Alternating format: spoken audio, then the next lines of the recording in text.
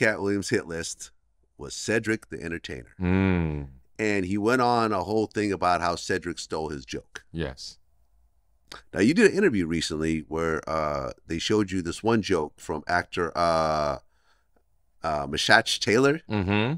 And then they showed the Cedric joke, and you said, okay, here's an example of Cedric actually stealing the joke Right. from an unknown actor, Yes. from some unknown bit. Mm-hmm. Now, we've talked about the whole stealing of jokes thing Right. before. You feel the whole thing is petty. I think it's petty. And because, again, people don't, the reason why the confusion in Hollywood is the way it is, because people don't really know this business. And so I'm here to explain. There's a difference between stealing a joke and stealing someone's set. Yeah. See, your set is your whole show. Right. An hour, 45 minutes, hour, 30 minutes. That's your whole set. Yeah. A joke is less than maybe 30 seconds, maybe 2 minutes. Yeah. That's it. Right. So what I explain to people, if you had $1,000 and someone stole 100, would you throw away the other $900? Yeah. It's petty. Right. And everyone's going through the same experience in life. They're seeing the same thing. They're seeing this- You know, they're watching the same news. They're looking at the same social media. I do an interview. Someone else might ask the same question. Who cares? Who cares? Honestly, who cares? Who cares? You're not going to do my exact same interview. Right. And even if you did, who cares? Who cares? And that's what, for as long as we've been on the show, we talk about being a man.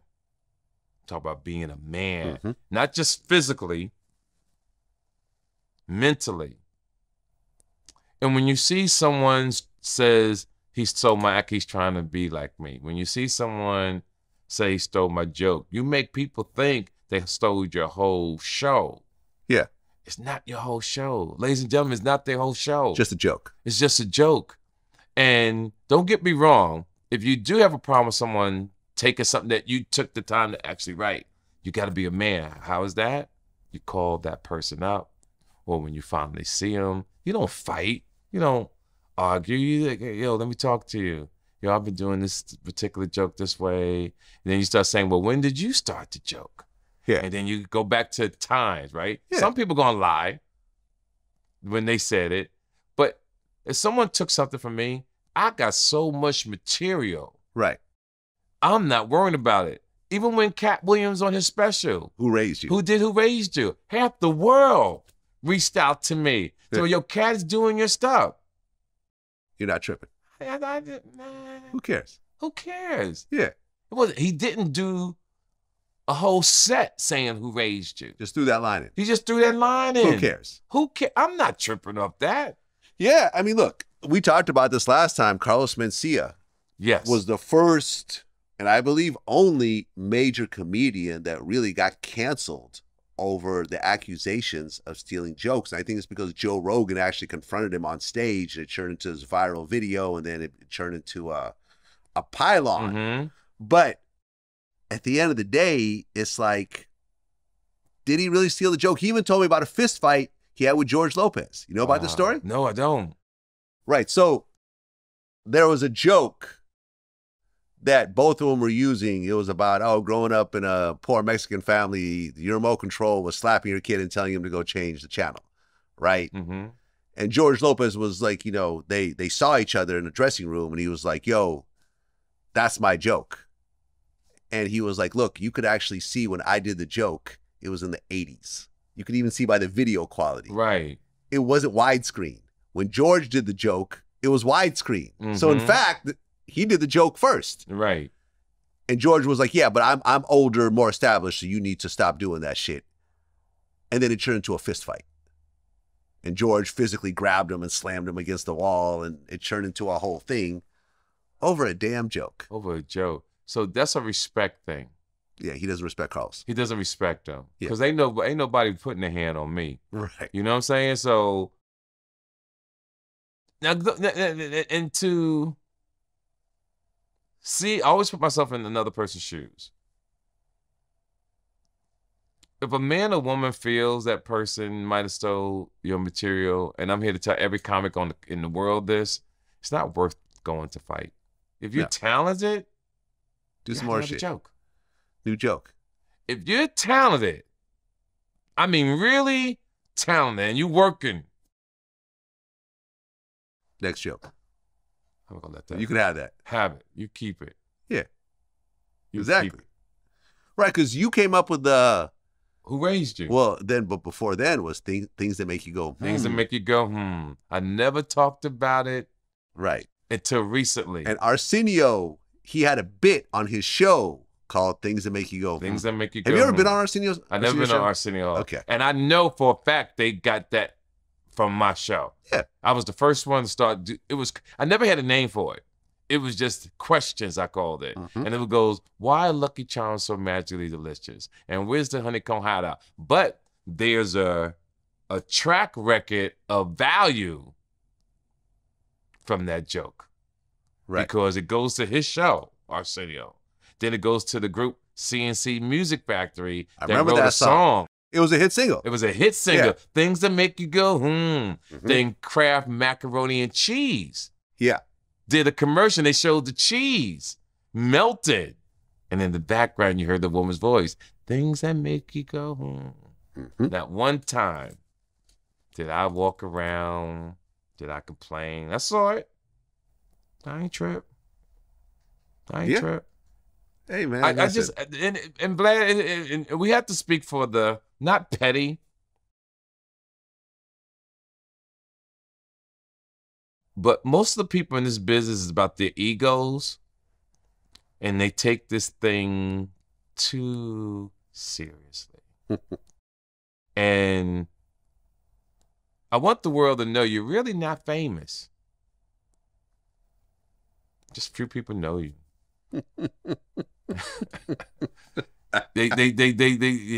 You're not famous, man. And to any comic in this country and the world,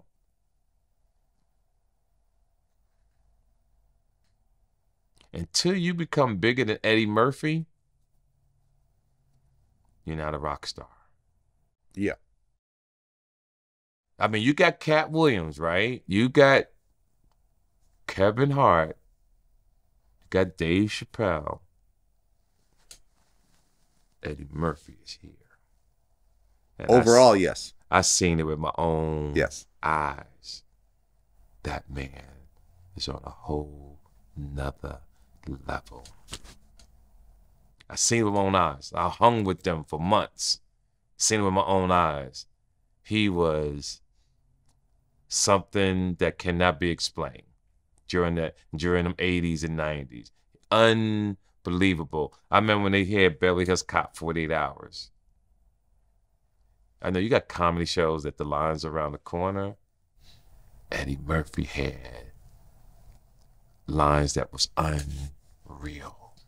Well, yeah. And all you have to say to support what you're saying is think about how many classic movies Eddie has under his belt. Yes.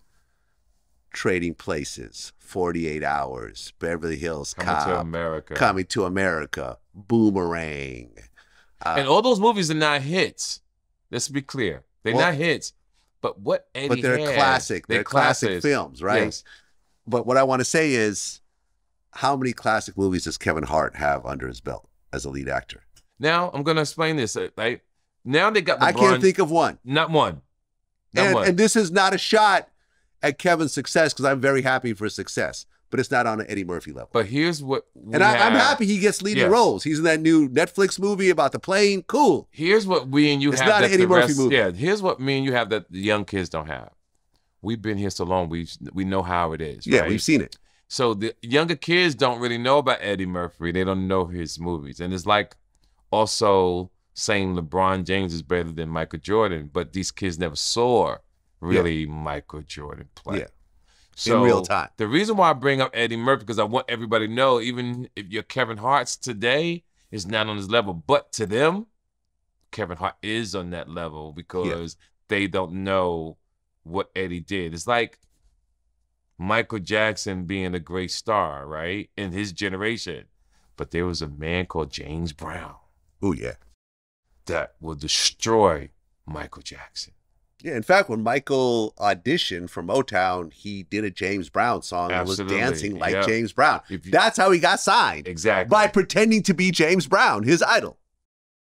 And people don't know about James Brown, but Oh, yeah. I'm telling you people now, if you put Michael Jackson on the show and James Brown on the same show, Michael Jackson will get destroyed. Yeah, I mean, you might even be able to say that about like Little Richard, Oh, yes. the inventor of rock and The roll. inventor. And I think James Brown worked for Little Richard at one I time. think so, yeah. Yeah, Yes, peoples. that's what I'm saying. And that's why you got to have knowledge. That's why if people don't have knowledge, you can easily get tricked in this game.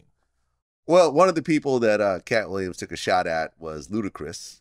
And Ludacris did a whole little freestyle response. So Katt Williams actually did the podcast with Suge Knight, and he did a rap in response to Ludacris. He That's said, fucking hilarious. He said, in real life, I'm fast and furious. In real life, you bi-curious. This shit is hilarious, man. Yeah. The way this is going is so comical. It's comical and embarrassing. Yeah. To be honest with you. Yeah. And Suge used to manage Katt Williams. So the two of them actually have a real relationship. That's hilarious. Now, like I said, I would never say nothing bad about Suge. Suge is a great friend of mine. I've known Suge before any of these kids was around. Me and Suge go back to the 80s when he was the bodyguard for me and the DLC on the NWA tour. So I seen the growth of Suge. I seen him come from a bodyguard to one of the most phenomenal producers in hip-hop industry. Seen it. And to see Katt, what's the word for Katt? To causing havoc in the community. Very Suge-like. Yeah, causing havoc. Hey, listen, you gotta. If anybody's against Katt, just ride the wave with him. Let him have his fun. It's just one of them moments that we'll probably never see again. It's not positive. It's not negative. It's entertaining, and you have to know the difference. Well, in the interview, Katt talked about how he's given up $50 million multiple times because he wouldn't sacrifice, his own decency. And he talked Right. about how Martin Lawrence hit him up and said, hey, I want to do this buddy movie with you. When they came in, it was Big Mama's House 2. And he was going to be expected to wear a dress. And he was like, nah, I'm not doing that. And I think he referenced Dave Chappelle. Right. And I looked it up. And Dave Chappelle talked about when he was doing Blue Streak with Martin Lawrence, the director came to his dressing room and said, hey, we want you to wear this dress. We want you to be this prostitute that helps Martin Lawrence break out of jail. And he's like, I'm not going to do that.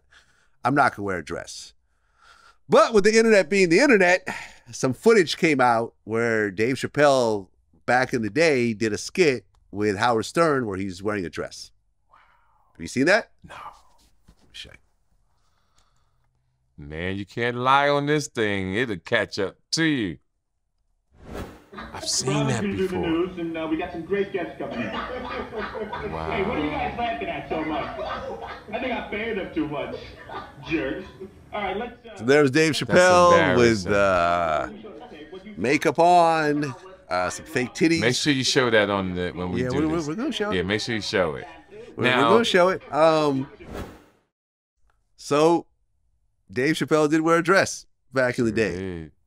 And let me tell people how the world has changed. I said back in the day, there was a comedian from my hometown called Jersey City, New Jersey. His name was Flip Wilson. I want everybody to Google Flip Wilson. He had a TV show called The Flip Wilson Show. And what made his show so phenomenal back in the day, he had a character named Geraldine. And he used to always say, the devil made me do it. That was his thing.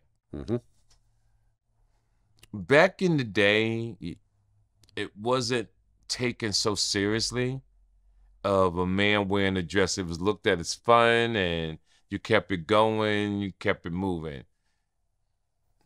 40, 50 years later, to wear a dress is truly time. Now, would I wear a dress? No, it ain't happening. Yeah.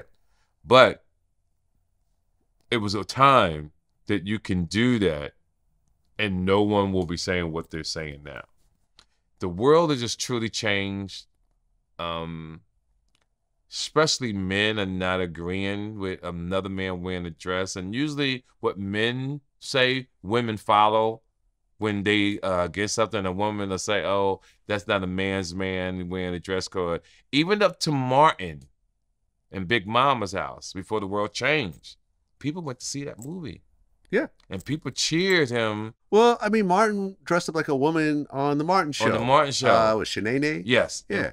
And people laughed at it. So did Jamie Foxx. Yep. Yeah, Ugly Girl Wanda. Yep, sure did. A lot of black comedians wore dresses. The world changed because then, I mean, I was always against it. Yeah. I'm being honest. I really was. Yeah. Me too. I would never want to see nobody dress up like a woman, and I never wanted to impersonate anyone. Because I used to always say, I'm so fly, why would I want to be another motherfucker? That used to be my line. And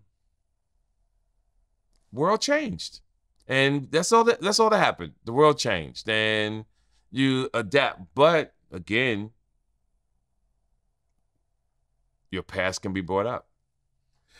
Yeah.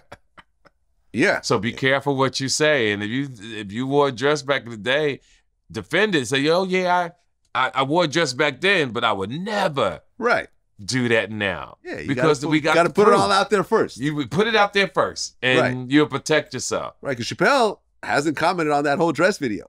No, he's been quiet. Yeah, he's been quiet. And Dave, I love you. We're not trying to put you down. We're just referencing certain things in this business. Yep. You know, and it's interesting because me and Lunell talked about this. I remember Dion Cole hit me out of the blue about this as well. Mm-hmm.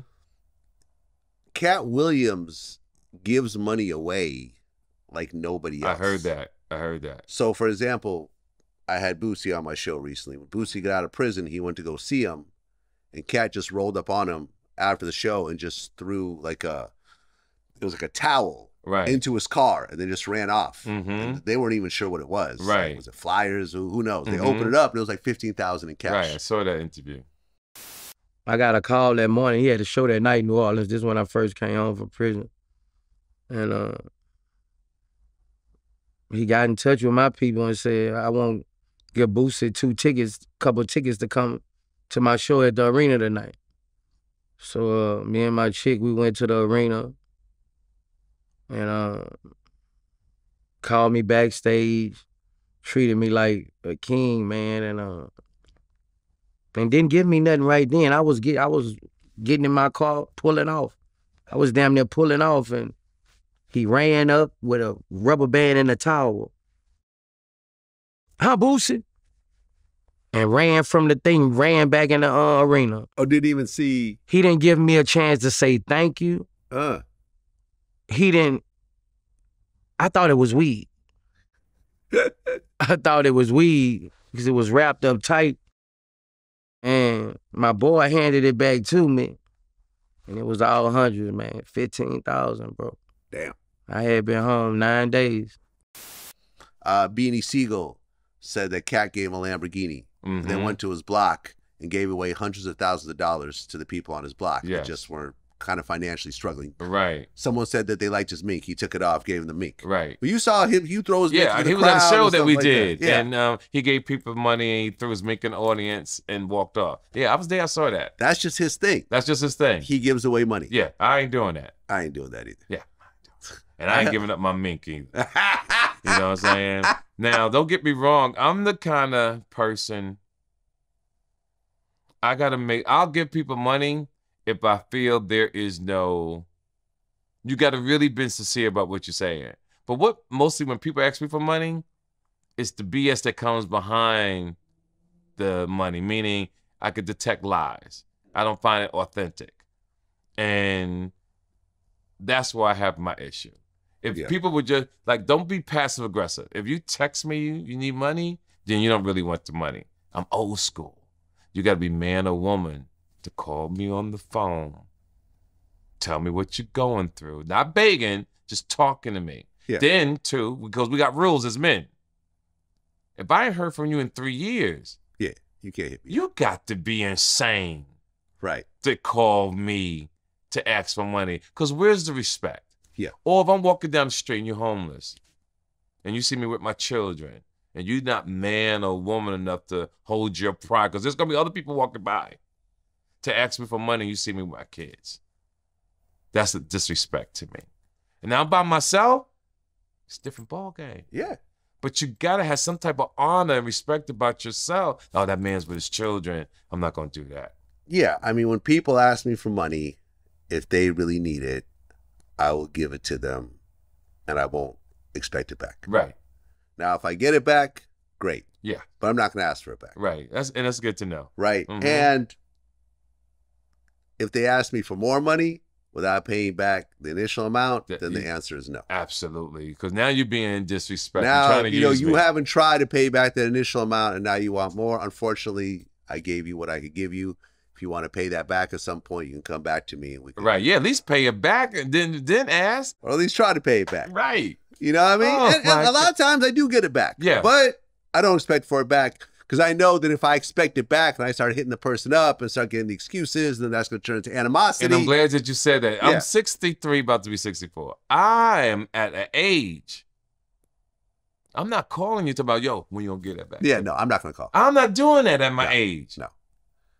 I don't remember the last time I've asked for some money back. Maybe 10 years ago or something. Yeah, I'm not doing that. And I'm not handing it out either. But if I hand it out, I just want people to know.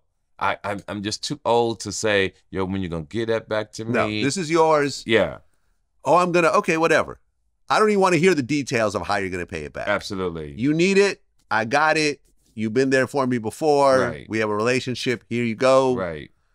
But you can't come back again. It's done. Unless you pay that back. Unless you pay that back. Right. And if you pay it back, then I got you. Again. If I have it. Yeah, if you have it. If I have it. Now, speaking of money, you had a little issue with Michael Blackson back in the day. I did? Well, you said that you told him, and I guess his manager. Oh, it was Chris Smith. All right. Chris Smith's agent at CAA. And me and Chris always had beef because I'm my own independent promoter. Mm-hmm. So if back in the day, if there was a promoter booking a show, and they was also going through Chris to book his comedians, me and him would clash heads because Chris, being CAA, would try to get the promoter to say, don't use TK Kirkland, use my comedians. I used to always try to make promoters men, because if I'm putting up money, it's my money now. You're not gonna tell me who to put on my show. But the comedians will all fall. That's like I had to go rock with my street crew, because you're not gonna tell us who to put on our show. And I felt that my hustler friends was more strong in their decision making and wasn't gonna allow anybody to tell us. I mean, we had people that was actually coming to LA to meet Chris Smith. If he knows this, like Cruz was getting ready to come, they was looking for him because he would finagle people out of their money, would do a lot of crazy things. And people who put on shows have to know it's your money. You don't have to allow someone to tell you who to put on your show. Even like say a headline, because all this changed in my career, in my lifetime, my 40 years. There was a time that you could put whoever was on the show. There's certain comedians, when they started getting more popular, so they wouldn't be not exploited, someone else to be funny with them on the show, they start bringing their own comics. Okay. So that they could be protected. So that's what, and so some people got out of business, meaning some comedians wouldn't be able to work.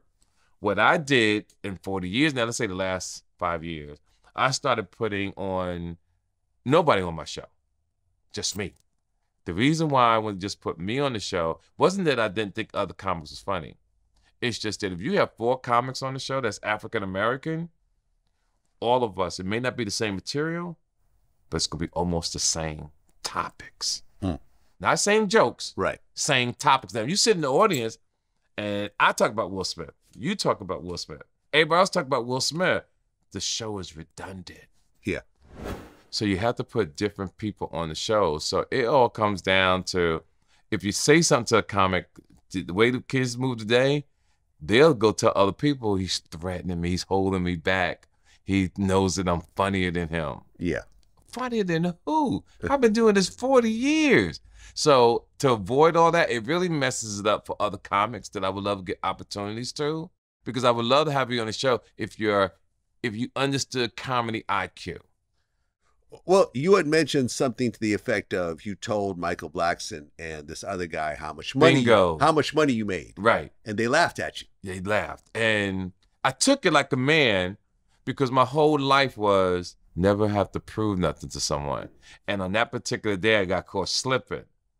And I wanted to prove that what I make. And I said, nah, it ain't worth it. Let people think what they want to think. Well, you also said something interesting, and this kind of brings me back to the Taraji conversation, was you said everyone you know who had agents had money problems later in life. Always. Everybody's Explain what that means. There's a perception, if you see a pastor, that pastor's honest. And the pastor could be the most corrupted person in the building. When you have an agent, you think your agent is the most loyal person on the planet, not knowing that person has a heart, not knowing that person has a mortgage, not knowing that person has bills. Multiple clients usually. Multiple clients. Yes. And you don't know the character of that person, really. Mm-hmm. So one of the things I never liked, and I never put myself in a position, you're not going to go in this office and negotiate a deal for me, and I don't know everything that's going on. That ain't happening. Forget that. The mindset of comedians, they're so, to me, brainwashed of having an agent. Say that you came to me, I'm a regular person, you said, TK, I want to book you for a show. Most comedians, they want to feel big. They'll say, call my agent. Yeah. You just gave your agent 20% of a deal that was directly to you. Yeah, you could have kept that 20% yourself. Keep it for yourself. Your agent only gets what they kill.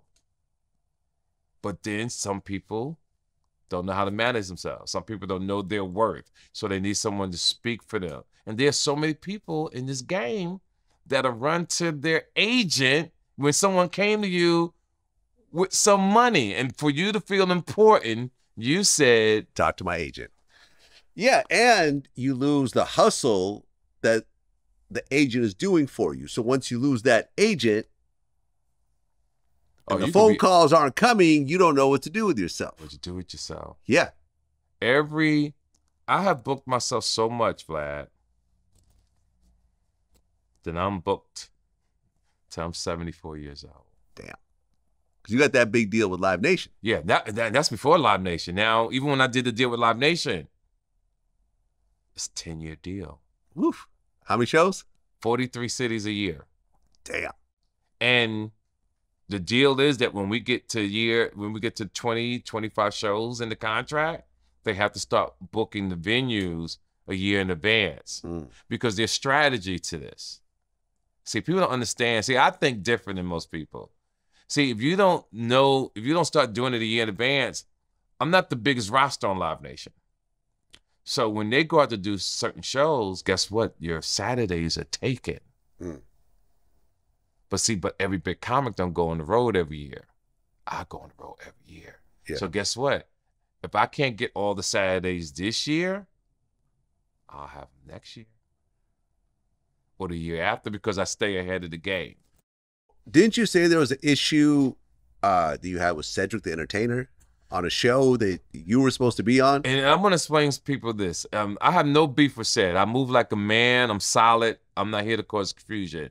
I'm just bringing awareness to things that how I'm just tired of people being petty. So one time, me and my crew got together and we was putting shows together. A lot of people have done shows for me that has no idea it was my money behind the show. Okay. I've been doing that over 15, 20 years. But on this particular city, it was Cincinnati, Ohio, and we had some people there, and we said, yo, let's put a show together, and let's do, who you want to book, TK? I said, let's put Seb, we put some other people. But I wanted to perform. You know, I had a couple girlfriends there. You know, I'm enjoying life. Okay. Put the money up, it's promoting, but I already knew, and when I was coming up, I intimidated comedians. because my show was just so good that other people say, I'm not following him. And if you want to prove that, ask Tina Grahams, ask the Bomb Sumners who used to book Def Jam, ask Bill Bellamy, ask D.L. Hughley and they'll tell you, ask Godfrey. When I would go on these shows, it would literally be arguments. I'm not going on after T.K. Kirkland. Yes, so Seb was supposed to do on the show, and he found out I was on the show. And he made me sign a contract, and this is facts, that I wouldn't perform on my own show, that I put up my own money. Now, Seb, I ain't mad at you. It's just all this time, I swept it under the rug. It's just the time to mention it. You know, it's a time and place for everything. This is the time. You still my man. When I see you, I'll shake your hand. I ain't got no beef. But this actually happened. Now, as a businessman, I laid back. Because the goal was he put money in my pocket. I ain't tripping. Yeah. I wanted to perform. But I got a check. Listen, when it's your company, you could easily take a step back. Some of our biggest interviews, I didn't do the interview. Yes. You know, Shaka Khan, one of my favorite artists. Lunel did it. Right. Still got the Vlad TV logo on it. That's right. And the revenue comes to Vlad TV. I'm cool with that. And that's what me and you are here for today. We're trying to, because me and you always push being a man. Maturity. Yeah.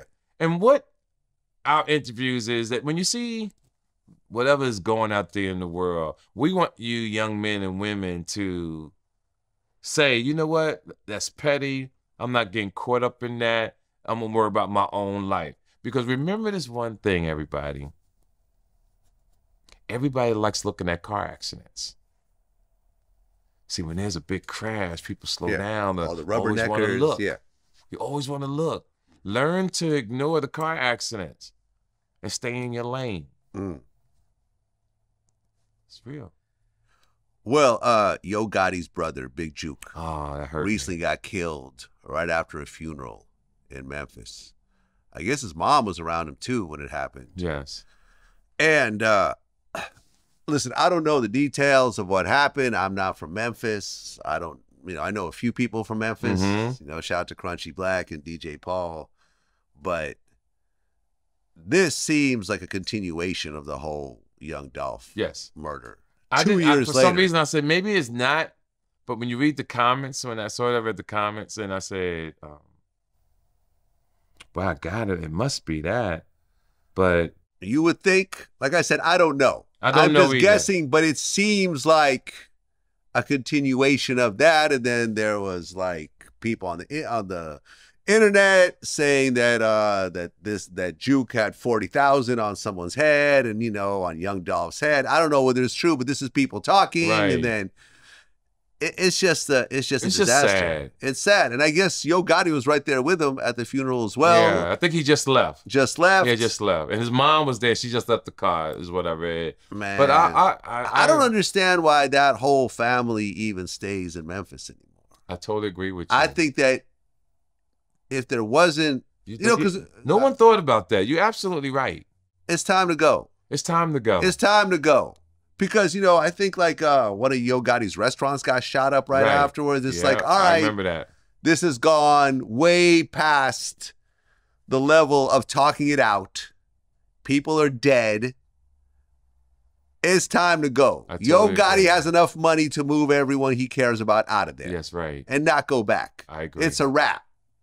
And when you like the old gangster movies, you know what they always say? I'm not going nowhere, but that's ignorant. And then you see him die. And you see him die at the end of the movie. Yeah, the goal is let me take Dr. Dre and Ice Cube for a second. They had a lot of problems in Compton, in Los Angeles. A lot of problems. Yeah. And when they got paid, they got the F out of there. And if you remember, I remember early Yo MTV Raps. I think this was even like a Fab Five Freddy Yo MTV Raps. When Ice Cube went solo, he was basically like in the hood. Right. There was a whole shot of him in the hood. He had a big swimming pool. It was all fly. He had all his homies there.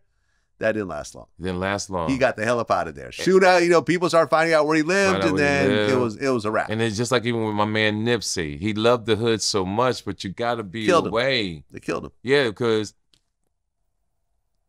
just because you got millions of people loving you, there's someone that can hate you for the same reason people love you. Nipsey got caught up, Malcolm X, Martin Luther King. All these people hate just one person.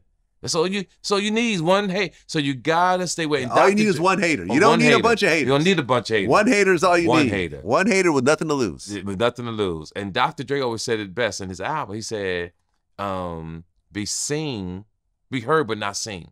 Yeah. That was his line. So Dr. Dre is out the way, but you still hear about him.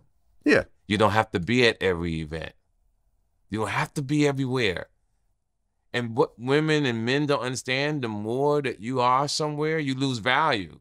Yeah. When you are selective to where you go, and then you finally are seen, guess what? People know that must be the spot to be seen at. Yeah, listen, me and Whack 100 had like a 10-year beef that we finally squashed. Oh, He good, did my good. show, Game came, did our show, and we were Right. talking about how he was like, yeah, man, I had people looking for you in this gang and that gang. But Right. you were nowhere to be found. And Right. I'm like, I'm living in the Valley. But I'm not out at all the events. I'm not And all why in the does mix. anybody want to bother you, Vlad? I don't get this. Who knows? Who knows, man? Oh, Who knows? But what I'm God. saying is that like, yeah, you stay out the way and you stay safe and you go. And if I went somewhere, I would have security with me. Right. So I was prepared for the dumb shit that Right. happened. But I wasn't just going everywhere and being at every event. Like, yo, Dre stays out the way. You don't see him at parties. Don't I always praise him? You don't see him at clubs. All the, you got to go to him if you want to do some business. He's got his own studio, Right. his own security. Yeah. Yeah. I love that I about love it. him, man. And yeah. Yeah. And I always say rappers just use him as a role model. Oh, yeah, no, I remember when I interviewed Michelle A. Because Suge's story was, I was supposed to go meet Dre to talk to him in Compton. And she was like, Dre would never meet Suge Knight in Compton. Never. Everybody knows He that. would never do that. Never do She that. said that whole story's bullshit right off the Right. top. I know for a fact that Dre would not meet Suge in Compton, of all places. Yes. That's not You happening. know what I'm saying? So, yeah. I mean, rest in peace, Big Juke, man. I never met him, but Yeah, I never met him either, it's but a God lot of bless tragedy over there, man. A lot of tragedy. Lot And of I'm in tragedy. Memphis a lot. Let's Oh, are just you? say- Yeah, I'm in Okay. Memphis a lot. And Yeah. I've never been there, actually. Yeah, it's good food, nice hotels, nice people, but that it's quite like a small town in a sense, right? A Yeah. small community. So this hurt a lot of people. Yeah. And whatever the rumors are, is 90% probably true because it's so small. So it's probably possible it's in retaliation to Young Dolph. And if that's the case, and that's his brother, it's going to continue. It's going to continue. It's going to get worse. continue. It's gonna get worse. Yeah. Because you're not getting past that. Not your older brother. And it's emotional. Yeah. Man, once you got hate, but then it's emotion, it fuels it 100 times more. Well, just today, the 6 guys that were accused of killing FBG Duck were all found guilty. Now, who's that? FBG Duck was a rapper in Chicago. Okay. I'd interviewed him multiple times. Okay. He had been a buzzing rapper for a while, but he was always in a beef with these guys from O Block. Okay. Which is like, some of Chief Keef's people and stuff Right. like Oh, that. okay. Okay. And, the two of them went back and forth. People were getting killed. His brother got killed at one point. Man. And I remember in all my interviews, I said, you should move away. Oh, I'm not moving away. I know how to move. I feel safest here. I'm not stupid, whatever else. He got killed in broad daylight on the Gold Coast of Chicago, which is like the Rodeo Drive. Right. It was in front of like a Fendi store or something. Got killed in broad daylight. And they found the 6 guys that were all responsible for it. And I remember I interviewed his mom about it afterwards, Mama Duck. And, we were talking about how before he died, he had a song called Dead Bitches. Where he basically starts naming all his enemies' dead friends. Right. And just name them one after another, how they died. And he was mocking it and stuff like that. And for it to end like this, him getting killed in broad daylight, 6 people responsible for his death, all going to prison for probably 20, 30, 40 year stretches. Yeah. Depending on their past, their record. yeah, it's a wrap. It's a wrap. And they're all young men. They're all in their 20s and 30s. That's sad. And we always talk about jail, but I've been locked up in Chicago jail. Oh, you have? Yeah, I've been locked up in Chicago jail. How is it? All these kids is tough. All these kids is tough. And this was years. This is in the early 90s. To all you young kids, if you watch this show, in jail, you have no guns. You got a knife if you're lucky. You got a knife if you're lucky. You're really going to have this. Yeah. And them guys in there is real. You're going to find real killers. You're going to find people 8, 9, 10 times bigger than you. Yeah. And I'm telling them they in for a ride of their life that they have no idea what's about to happen to them. They don't go to prison where you even got the jailers, the COs, who are evil and beat you. Because you see what's going on around the prisons, how they're finding dead bodies in the backyard. I mean, behind the prisons, organs are gone. People are missing. They're not playing. Well, yeah. I mean, think about. Listen, I don't know about these 6 guys. Yeah. This is not a value, judgment or anything. Yeah, we're not trying to judge them. We're just trying to make. I don't know. But Who we these are guys judging their choice. I've never interviewed them. I don't know them. But let's just say that all these guys are known to be shooters. Mm-hmm. That don't help you in prison. It don't help you in prison. You have no guns. No guns. And most of these your kids, trigger finger ain't helping you ain't helping against a motherfucker who's twice your size and made a shank. Really about that life. Who made a shank out of some wire and some plastic. And who's really about that life. Who's really about that life. There's people who are really about that life. And there's no rules in there, man. There's no rules in there. I told you, I don't know if I ever told you a story when I'll go with another crazy story. I was the first person to go, not first person, first class to go to Scare Straight at Royal State Prison. Yeah, we talked about this before. Okay, we talked about that.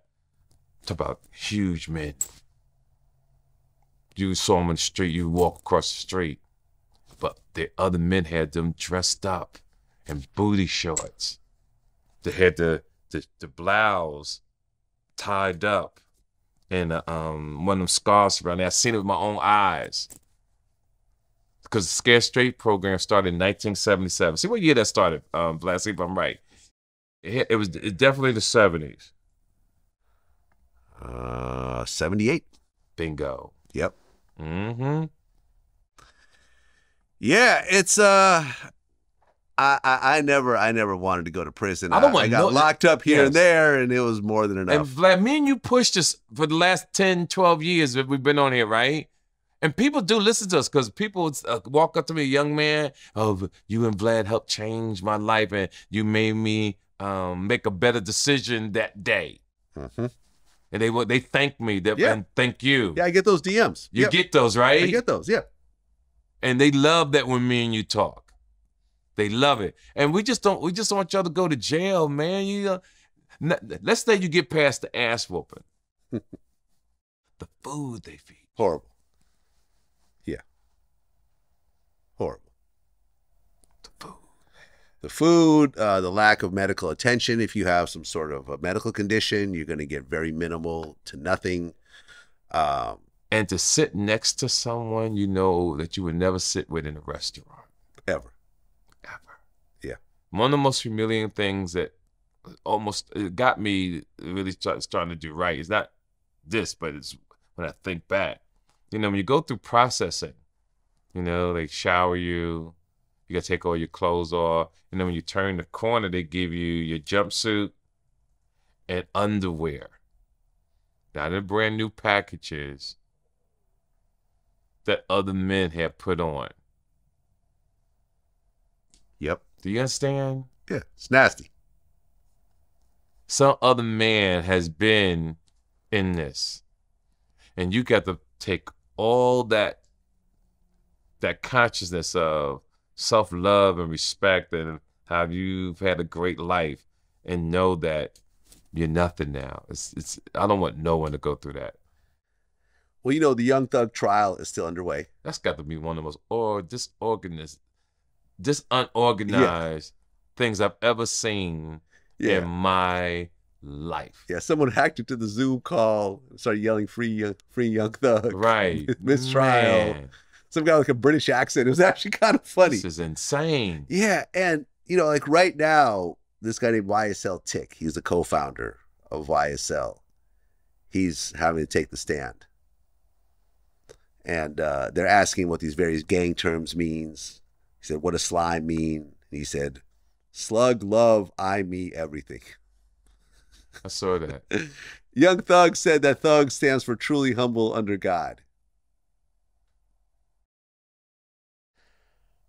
You're not dealing with a stupid jury here, right?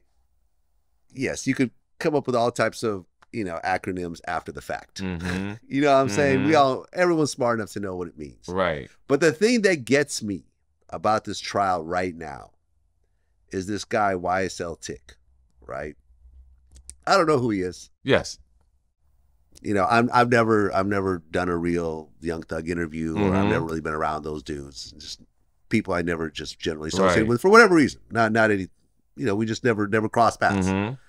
But I'm seeing this guy, and he's got gray hair, and he looks like a scared younger man on this stage. You know, on this stage, on this stand with the whole world watching.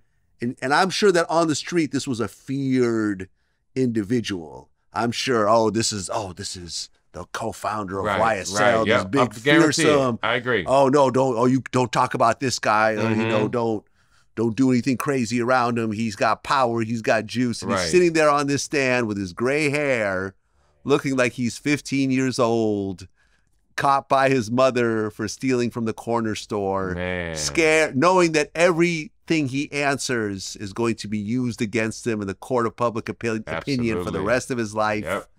Trying to choose his words carefully, knowing he has to cooperate because he's probably looking at 100 years. And to know if he goes back inside, he get caught slipping. Yeah, all those guys that he's talking about. And it's just like, is it all worth it? All that little street fame and all the greatest thing you said, and this is, and it even got me. It blew me away when you did this. When you broke down the percentage of a key. Yeah. That hit home with so many people that you made so much sense. Yeah.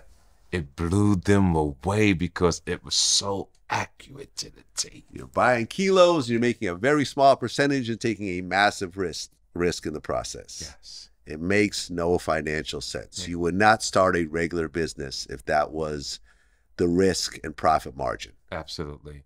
And no, unfortunately, not too many blacks understood that because we just didn't know. You thought you was doing something.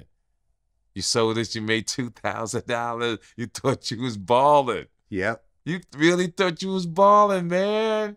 $2,000. That's it. You get 20 years for that $2,000. Easy. Yeah.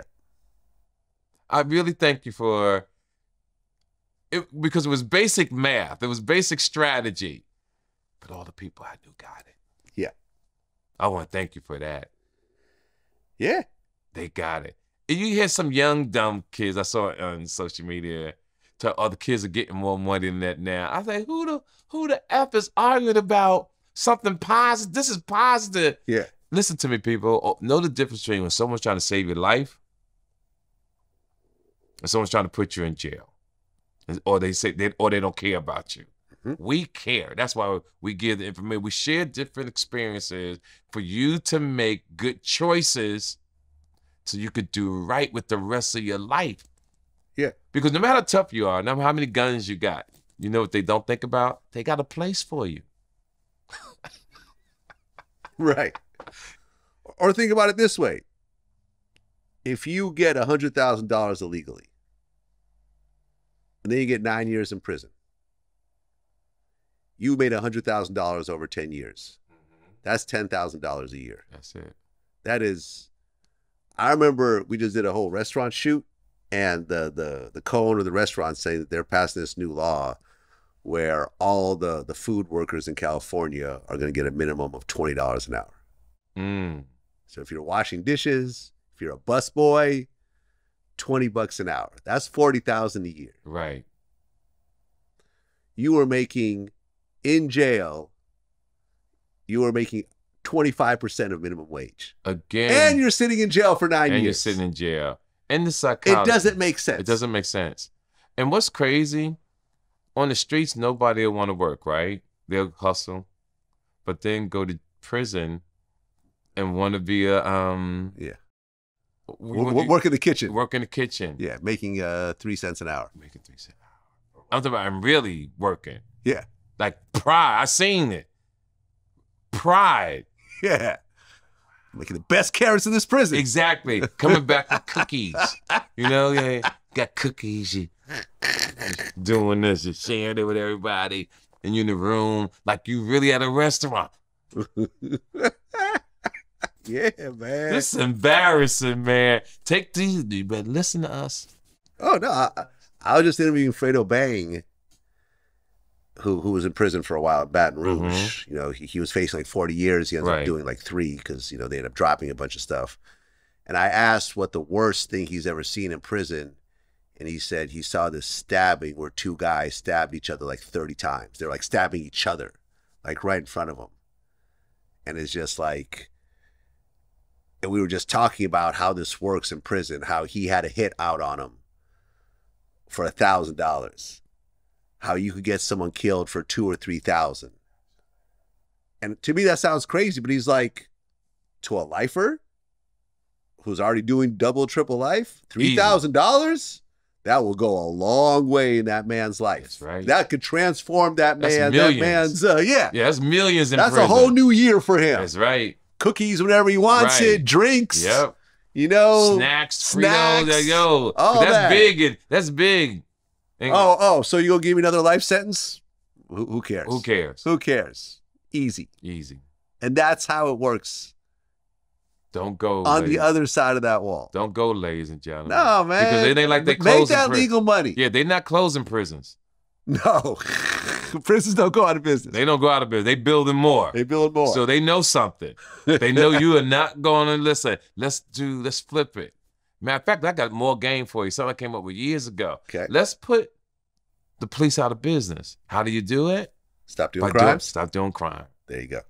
If you really dislike the police, let's put them out of business. Yeah. And stop doing crime. Do the right thing. They'll go away. Well, Keefe D is still locked up. Mm. They actually granted him a $750,000 bail, which if he pays that, he can get house arrest. Mm-hmm.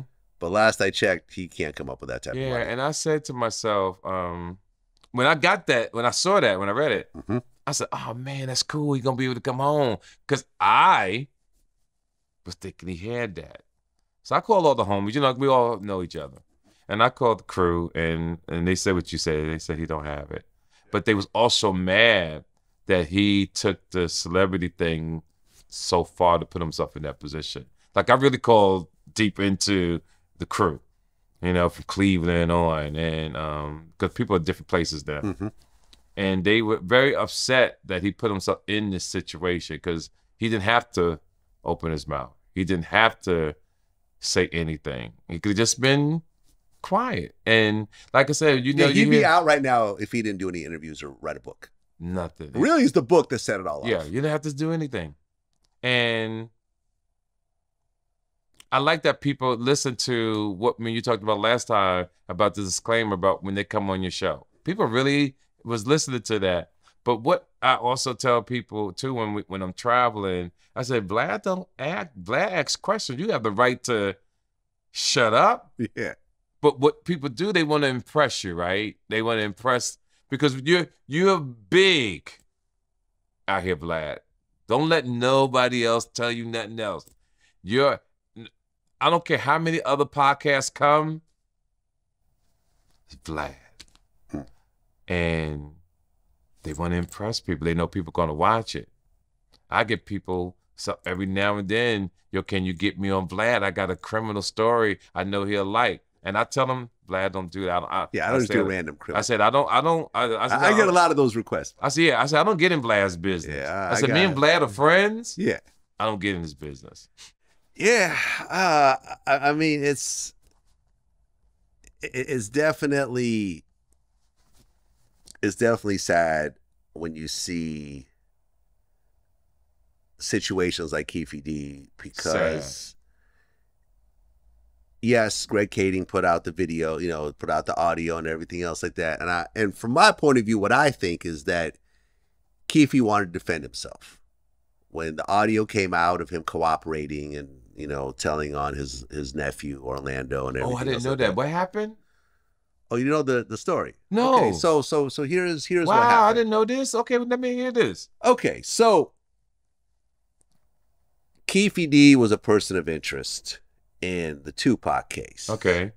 People that knew placed him in the car. Right. So when Greg Kading from LAPD took on the murder case, he knew that Keefe was a key person in this case. So he started, following and investigating Keefe, and he found that he had a whole PCP operation.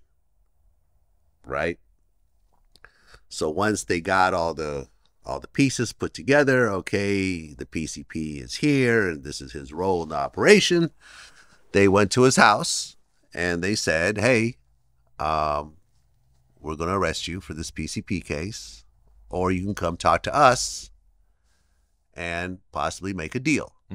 So they met up with him at his lawyer's office. One of the cops had a secret recording device on them, which some people think is not legal, but it actually is. Okay. When you talk to police, they can record you at any point. Okay. Yeah, your they do privacy, tell you. Yeah. Your privacy is out the window. Yeah, they do say anything even if you don't see them recording it, it can still be recorded. Okay, I didn't know that. Good it is what it is. Okay. So they basically explained to him that they offered him something called a proffer agreement, which said, look, we know about this PCP case, but we really want to know about the Tupac case. So tell us everything you know about the Tupac murder.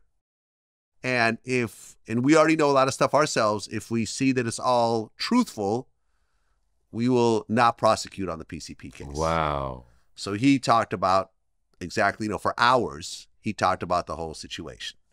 Put himself in the car, passed the gun to Orlando, what led up to it, everything else like that. After Greg Kading, and he was able to walk away from the PCP case. Right? Okay. They also tried to get him to wear a wire with Eric Von Zip. Yes. They flew him out. They had the plane tickets, everything else like that. But they figured that Zip was just a little bit too savvy to go meet with someone he hasn't seen for years and suddenly talk about a murder case. Right. Yeah. Zip is my man. He's a smart guy. Yeah. Rest in peace. Yeah. Rest in peace. So ultimately, after Greg Kading left the force, he went to Keefe's house and said, I'm going to release this audio. Just so you know, I'm writing a book and doing a documentary and I'm releasing this. And Keefe's like, well, do what you got to do. Okay. So Keefe didn't write the book. Someone else wrote the book. No, Keefe did write a book. Okay. After Greg Kading put some of the audio out and everything else like that, then Keefe decided to write a book on his own. Okay. And then my interview happened right after that book got Okay. written. Oh yeah, and that's what I mean when from John Gotti, let's make sure we're clear, ladies and gentlemen, to some of the most notorious gangsters in the world. Everybody got locked up because they talked too much. Yeah. And most people usually do it to themselves. Yes. It's what I feel is more of a rarity for someone else to put you in prison. Right. Usually you're the star of that show. Absolutely. Even my friend Taxstone, I remember when I talked to his lawyer, yes, there was witnesses and Troy Ave got on the stand and whatever, but the jury wasn't really buying it. But apparently Troy Ave had a phone in Rikers and he started getting on Discord and he started talking about the crime and they were able to get those messages. And then those were shown to the jury and the jury member said that's really what buried him. And now he got 25 years. Tax had a phone. Taxstone had a phone and he was talking about his case to somebody on the phone and admitting to certain things in those text messages. They caught him slipping.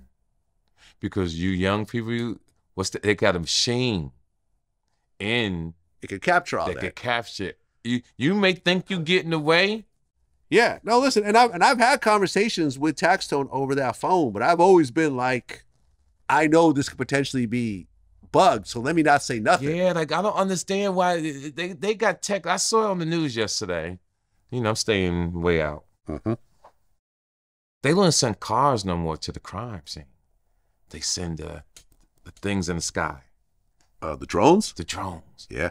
And people are running and hiding, right? The drones now have infrared. Hmm. They standing there, miles away, Yeah. You don't even know they're there. watching you. But, you know, ultimately, Keefe D, the whole case stems on one thing. Because he's saying that all of the things that he said and wrote about are all entertainment. He did it to get money or to get out That's of... what he said recently. That's what he's saying now. Right, that's what he's saying now. He's saying it's Now- all fake. Right, He originally said it to get out of a drug case. right. And now he did it because Vlad TV paid him and these other podcasts paid him, and he was making it all up.